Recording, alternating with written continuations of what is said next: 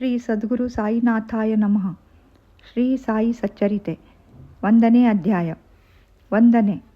ಗೋಧಿ ಹಿಟ್ಟಿನ ಕಥೆ. ಬೀಸುವುದರ ತತ್ವ. ಪೂರ್ವ ಸಂಪ್ರದಾಯಕ್ಕನುಸಾರವಾಗಿ ಶ್ರೀ ಹೇಮಾಡ ಪಂತರು ಶ್ರೀ ಸಾಯಿ ಸಚ್ಚರಿತೆಯನ್ನು ಅನೇಕ ವಿಧವಾದ ವಂದನೆಗಳಿಂದ ಆರಂಭಿಸುತ್ತಾರೆ. ಮೊದಲನೆಯದಾಗಿ ಶ್ರೀ ವಿನಾಯಕನಿಗೆ ವಂದನೆಗಳನ್ನು ಅರ್ಪಿಸುತ್ತಾ ಶ್ರೀ ಸಾಯಿ ಸಚ್ಚರಿತೆಯನ್ನು ಬರೆಯಲು ತೊಡಗಿರುವ ಈ ಕಾರ್ಯಕ್ಕೆ ಯಾವುದೇ ವಿಘ್ನ ಬಾರದಿರಲೆಂದು ಪ್ರಾರ್ಥಿಸಿ ಶ್ರೀ ಸಾಯಿಬಾಬಾ ಅವರೇ ಗಣಪತಿ ಎಂದು ಹೇಳಿರುತ್ತಾರೆ. ನಂತರ ಈ ಕೃತಿಯನ್ನು ರಚಿಸಲು ಸಾಕಷ್ಟು ಹುಮ್ಮಸ್ಸನ್ನು ನೀಡುವಂತೆ ಶ್ರೀ ಸರಸ್ವತಿ ಮಾತೆಯನ್ನು ಪ್ರಾರ್ಥಿಸಿ ಶ್ರೀ ಸಾಯಿಬಾಬಾ ಅವರು ಶ್ರೀ ಸರಸ್ವತಿಯಲ್ಲಿ ಐಕ್ಯರಾಗಿ ತಾವೇ ಸ್ವತಃ ತಮ್ಮ ಜೀವನ ಚರಿತ್ರೆಯನ್ನು ಹಾಡುತ್ತಿದ್ದಾರೆ ಎಂದು ಹೇಳಿರುತ್ತಾರೆ.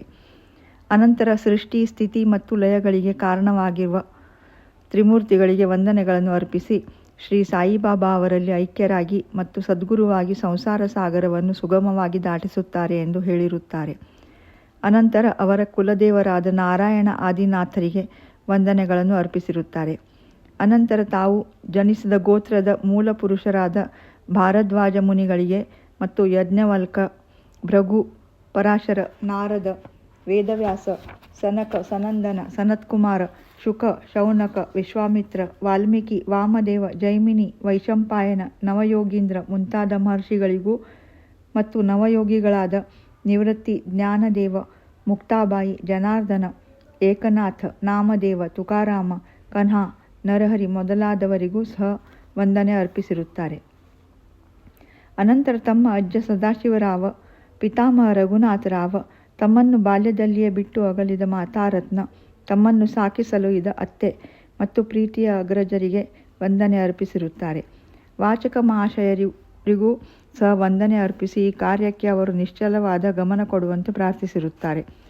ಕೊನೆಯದಾಗಿ ತಮ್ಮ ಏಕಮಾತ್ರ ರಕ್ಷಕರಾದ ಜಗವೆಂಬ ಮಾಯೆಯಿಂದ ವಿಮೋಚನೆ ಹೊಂದಿ ಬ್ರಹ್ಮಜ್ಞಾನವನ್ನು ಪಡೆಯಲು ಸಹಾಯಕರಾದ ಶ್ರೀ ದತ್ತಾತ್ರೇಯರ ಅವತಾರ ರೂಪಿಯಾದ ಶ್ರೀ ಸಾಯಿನಾಥರಿಗೆ ವಂದನೆ ಅರ್ಪಿಸಿದ್ದಾರೆ. ಹಾಗೆಯೇ ಪರಮಾತ್ಮನು ವಾಸವಾಗಿರುವ ಸಕಲ ಜೀವರಾಶಿಗಳಿಗೂ ಸಹ ವಂದಿಸಿದ್ದಾರೆ. ನಂತರ ಪರಾಶರ, ವ್ಯಾಸ, ಶಾಂಡಿಲ್ಯ ಮೊದಲಾದವರು ಹೇಳಿದ ಭಕ್ತಿಯ ವಿವಿಧ ರೀತಿಗಳನ್ನು ಸಂಕ್ಷಿಪ್ತವಾಗಿ ವರ್ಣಿಸಿ ಲೇಖಕರು ಈ ಮುಂದಿನ ಕಥೆಯನ್ನು ಹೇಳಿದ್ದಾರೆ. ಸುಮಾರು 1910ರ ನಂತರ ಒಂದು ದಿನ ಪ್ರಾತಃ ಕಾಲ ಶ್ರೀ ಸಾಯಿಬಾಬಾ ಅವರ ದರ್ಶನ ಭಾಗ್ಯವನ್ನು ಪಡೆಯಲು ಶಿರ್ಡಿಯಲ್ಲಿಯ ಮಸೀದಿಗೆ ಹೋದೆನು. ಆ ದಿನ ಈ ಕೆಳಕಂಡ ಅದ್ಭುತವಾದ ಚಮತ್ಕಾರವನ್ನು ಕಂಡು ದಿಗ್ಭ್ರಾಂತನಾದೆ. ಶ್ರೀ ಸಾಯಿಬಾಬಾ ತಮ್ಮ ಮುಖವನ್ನು ತೊಳೆದುಕೊಂಡ ನಂತರ ಗೋಧಿಯನ್ನು ಬೀಸಲು ತಕ್ಕ ಸಿದ್ಧತೆಯನ್ನು ಮಾಡಿಕೊಂಡು ಹಿಡಿಯಾಗಿ ಗೋಧಿಯನ್ನು ಬೀಸುವ ಕಲ್ಲಿನೊಳಗೆ ಹಾಕಿ ಬೀಸುತ್ತಾ ಕುಳಿತರು. ಇವರು ಭಿಕ್ಷೆ ಬೇಡಿ ಜೀವಿಸುವವರು, ಹೀಗೇಕೆ ಗೋಧಿಯನ್ನು ಬೀಸಿ ಹಿಟ್ಟು ಕೂಡಿ ಹಾಕುತ್ತಿದ್ದಾರೆ ಎಂಬ ಭಾವನೆ ನನ್ನಲ್ಲಿ ಮೂಡಿತು. ಅಲ್ಲಿ ನೆರೆದಿದ್ದ ಅನೇಕರಲ್ಲಿಯೂ ಸಹ ಈ ಭಾವನೆ ಇತ್ತು. ಆದರೂ ಬಾಬಾ ಅವರನ್ನು ಕೇಳುವ ಧೈರ್ಯ ಯಾರಿಗೂ ಇರಲಿಲ್ಲ. ನಂತರ 4 ಜನ ಮಹಿಳೆಯರು ಧೈರ್ಯದಿಂದ ಮುಂದೆ ಹೋಗಿ ಅವರನ್ನು ಎಬ್ಬಿಸಿ ಅವರ ಲೀಲೆಗಳನ್ನು ಹಾಡುತ್ತಾ ತಾವೇ ಬೀಸಲು ಕುಳಿತರು. ಬಾಬಾ ಮೊದಲು ಕೋಪಗೊಂಡರು. ನಂತರ ಅವರ ಪ್ರೀತಿ, ಭಕ್ತಿ, ವಾತ್ಸಲ್ಯಗಳಿಗೆ ಮನಸೋತು ಮುಗುಳು ನಗೆ ಬೀರುತ್ತಾ ಕುಳಿತರು. ಅವರು ಬೀಸುತ್ತಾ ಬಾಬಾ ಅವರಿಗೆ ಮನೆಯಾಗಲಿ, ಮಠವಾಗಲಿ, ಆಸ್ತಿಪಾಸ್ತಿಗಳಾಗಲಿ, ಮಕ್ಕಳು ಮರಿಗಳಾಗಲಿ ಇಲ್ಲ, ಜೋಪಾನ ಮಾಡಲು ಸಹ ಯಾರೂ ಇಲ್ಲ, ಭಿಕ್ಷಾಟನೆಯಿಂದ ಕಾಲ ನೂಕುತ್ತಿದ್ದಾರೆ, ರೊಟ್ಟಿ ಮಾಡಲು ಹಿಟ್ಟು ಬೇಕಾಗಿಲ್ಲ, ಇವರಿಗೇಕೆ ಇಷ್ಟೊಂದು ಹಿಟ್ಟು, ಬಹುಶಃ ದಯಾಳುವಾದ ಇವರು ನಮಗೆ ಈ ಹಿಟ್ಟನ್ನು ಹಂಚಬಹುದು ಎಂದು ನಾನಾ ವಿಧವಾಗಿ ಯೋಚಿಸುತ್ತಾ ಎಲ್ಲವನ್ನೂ ಬೀಸಿ ಮುಗಿಸಿ ಹಿಟ್ಟನ್ನು 4 ಭಾಗ ಮಾಡಿ ಹಂಚಿಕೊಂಡು ತೆಗೆದುಕೊಂಡು ಹೋಗಲು ಸಿದ್ಧರಾದರು. ಇದನ್ನು ನೋಡಿ ಅಲ್ಲಿಯವರೆಗೂ ತಾಳ್ಮೆಯಿಂದ ಇದ್ದ ಬಾಬಾ ಒಮ್ಮೆಲೇ ಕೋಪಗೊಂಡು, ಮಹಿಳೆಯರೇ, ನಿಮಗೇನು ಹುಚ್ಚು ಹಿಡಿಯುತ್ತೆ? ಯಾರ ಅಪ್ಪನ ಆಸ್ತಿ ಎಂದು ಹಿಟ್ಟು ದೋಚಿಕೊಂಡು ಹೋಗುತ್ತಿದ್ದೀರಿ? ನಾನೇನಾದರೂ ನಿಮ್ಮ ಮನೆಯಿಂದ ಗೋಧಿಯನ್ನು ಎರವಲಾಗಿ ತಂದಿರುವೆನೆ? ಈಗ ಹಿಟ್ಟು ತೆಗೆದುಕೊಂಡು ಹಳ್ಳಿಯ ಗಡಿಯ ಸುತ್ತಲೂ ಒಗೆದು ಬನ್ನಿರಿ ಎಂದರು. ಈ ಮಾತನ್ನು ಕೇಳಿ ಅವರು ಗಾಬರಿಗೊಂಡು ತಮ್ಮಲ್ಲಿಯೇ ಪಿಸುಗುಟ್ಟುತ್ತಾ ಬಾಬಾ ಅವರ ಆಜ್ಞಾನುಸಾರವಾಗಿ ಹಿಟ್ಟನ್ನು ಹಳ್ಳಿಯ ಸುತ್ತಲೂ ಚೆಲ್ಲಿ ಬಂದರು. ಆಗ ನಾನು, ಬಾಬಾ ಹೀಗೇಕೆ ಮಾಡಿದರು ಎಂದು ಶಿರ್ಡಿವಾಸಿಗಳಲ್ಲಿ ಪ್ರಶ್ನಿಸಿದೆ. ಅವರು, ಕಾಲರ ಅಂಟು ಜಾಡ್ಯವು ಹಳ್ಳಿಯಲ್ಲಿ ಹರಡಿದೆ. ಇದು ಬಾಬಾ ಅವರ ಚಿಕಿತ್ಸೆ.